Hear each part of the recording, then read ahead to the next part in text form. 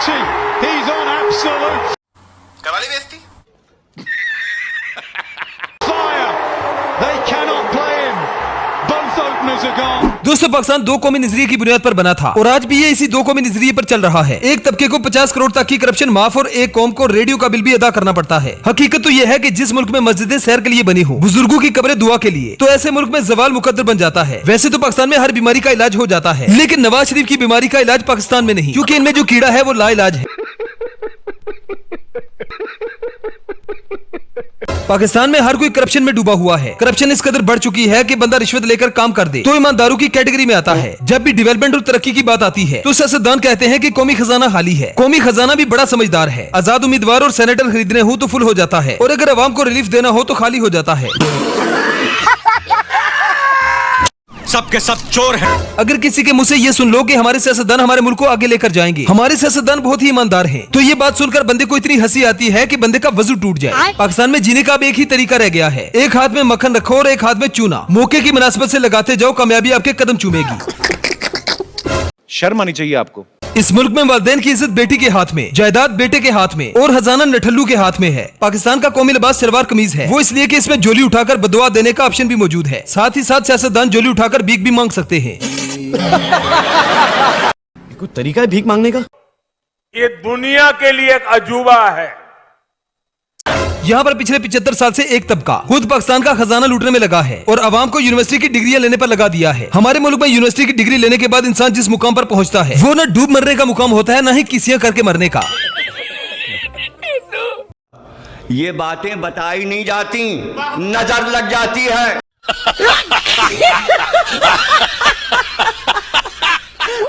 तो चलिए आज के इस एपिसोड में एक बार फिर से हम आपके लिए पाकिस्तानी सियासतदानों की कुछ ऐसी फनी वीडियोस लाए हैं जिन्हें देखकर आपको मजा आएगा और बहुत मजा आएगा। ये वीडियो काफी इंटरेस्टिंग होने वाली है, इसलिए इस वीडियो को एंड तक जरूर देखिएगा। अगर आप हमारे इस चैनल पर नए हैं तो चैनल को सब्सक्राइब करने के साथ साथ बेल आइकन को प्रेस करना ना भूलें, ताकि आने वाली तमाम वीडियोस के नोटिफिकेशन आपको मिल सके। पाकिस्तान की सियासत की तारीख में मरियम नवाज ही वो वाहिद सियासतदान है जिसने दुनिया का हर रोल अदा कर दिया। मरियम नवाज का मुकाबला करना किसी के बस की बात नहीं। सुपने दे विच माही मिलिया ते मैं गल विच पा लईयां बावां, डरदी मारी अख ना खोला किते फेर बिछड़ ना जावां।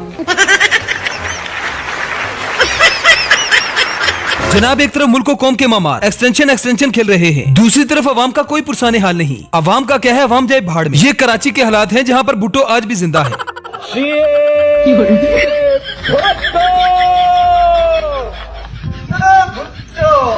जनाब, सिंध पाकिस्तान का वो बदनसीब सूबा है जहाँ पर पिछली कई दहाइयों से बार बार भुट्टो को जिंदा करके आगे किया जाता है। न यहाँ पर लोग महफूज हैं और न ही उनकी इज्जतें।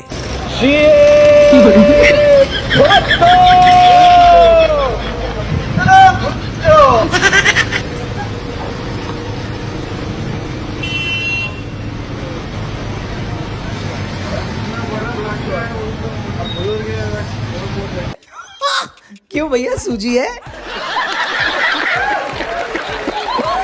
दोस्तों, जब से फॉर्म 47 वाली हुकूमत बनी है पाकिस्तान में तरक्की की शरह बढ़ती ही जा रही है। होशो हवास वाले लोग तो एक तरफ, मुल्क के नशे भी अवाम से तंग है। यही वजह है कि वो भी हुकूमत की तरह दिन रात शबाना रोज मेहनत करके पाकिस्तान को तरक्की की बुलंदियों पर पहुंचाने में लगे हैं। यही नहीं, अभी और सुनिए। क्या कर रहे तुम? हम भाई गरीब बंदे हैं, क्या करें। नवाब शरीफ को वोट दिया, उसी ने ऐसे हमारे को मजबूर कर दिया। नाले वाले तोड़ने पे रोटी खाने के लिए नहीं है, क्या करें, गरीब बंदे हैं। अच्छा जी भाई। वोट तुमने नूली कौर को दिया? जी भाई। हाँ सही है। अभी रोज क्या मत हो तुम नाले तोड़ो। मैं आपसे आज कहने आया हूँ कि अगर आपने मुस्लिम लीग नून को आपने मौका दिया तो मैं पाकिस्तान को अगले 5 साल में अल्लाह ताला के फजल करम से, अगर मैंने मलेशिया तुर्की ना बनाया तो मेरा नाम। अब ये है फॉर्म 45 की पैदावार, पंजाब की मैट्रिक फेल नानी, जो तकरीर तो करने की कोशिश करती है लेकिन समझ किसी को नहीं आती। इस वीडियो में नानी क्या कहना चाहती है, किसी को समझ आए तो कमेंट सेक्शन में जरूर बताएं। बहुत बड़ा जो पंजाब के तकरीबन 2 करोड़ अरे कहना क्या चाहते हो? 45 लाख यूजर्स जो हैं, कंज्यूमर जो हैं वो अबे जल्दी बोल, कल सुबह पनवेल निकलना है। 45 प्लस आई थिंक। मजे की बात यह है कि पूरे पंजाब में सेहतमंद पंजाब के बैनर लगे हैं, लेकिन मियां साहब अपना इलाज लंदन से करवाते हैं। वजह यह है कि बेगैरती का इलाज पाकिस्तान में नहीं होता। जनाब, ये वो अजीम मुल्क है जहाँ पर यूनिवर्सिटी से आला तालीम लेकर निकलने वाले रिक्शे चलाते हैं, जबकि मैट्रिक में शबाना रोज मेहनत करके फेल होने वाले मुल्क चलाते हैं। और भाई सूजी है? हलवा पकाए। जिस रफ्तार से कच्चे के डाकू यूट्यूब चैनल बना रहे हैं, समझ इस बात की नहीं आती कि इन्हें सिल्वर और गोल्ड प्ले बटन देने के लिए कौन जाएगा। पंजाब पुलिस की काबिलियत का अंदाजा इस बात से लगाया जा सकता है कि कच्चे के डाकू यूट्यूब चैनल पर आईजी पंजाब को सीधी धमकियां देते हैं, लेकिन जवाब में आईजी पंजाब साहब जज्बा खैर सगाली के तहत कच्चे के डाकू के पास इसलिए नहीं जाती क्योंकि कच्चे के डाकुओं से पाकिस्तान को कोई खतरा नहीं। पुलिस कच्चे के डाकू को पकड़ने के लिए 25.5 अरब लगा चुकी है, लेकिन आज तक ये मसला कभी भी हल नहीं हुआ। अगर ये सारे पैसे इनको नकद दे देते तो कच्चे के डाकू आज कच्चे को छोड़कर पक्के में शिफ्ट हो जाते। दोस्तों, एक तरफ पूरे मुल्क में महंगाई का तूफान है, गरीब मर रहा है, खुदकुशियां कर रहा है, लेकिन उस्मा बुखारी का कहना है कि अब सौदा सस्ता हो गया है। पता नहीं ये मोहतरमा कौन से सौदे की बात कर रही है। बुखारी साहबा ने नवा टकोसला छड्या, उन्हें कहा जी सौदा सस्ता हो गया है। कहा जी सौदा सस्ता हो गया है। समझ रहे हो? समझ रहे हो आप? समझ रहे हो ना? अब जरा इन बाबा जी की मजबूरी देखें, जो 10 लाख का सेहत कार्ड छोड़कर 150 की पैनाडोल लेकर खुश हैं। मतलब ये दिल के मरीज हैं और 150 की पैनाडोल से इनका दिल ठीक हो जाएगा। इसलिए कहते हैं बेवकूफों के सर पर सींग नहीं होते।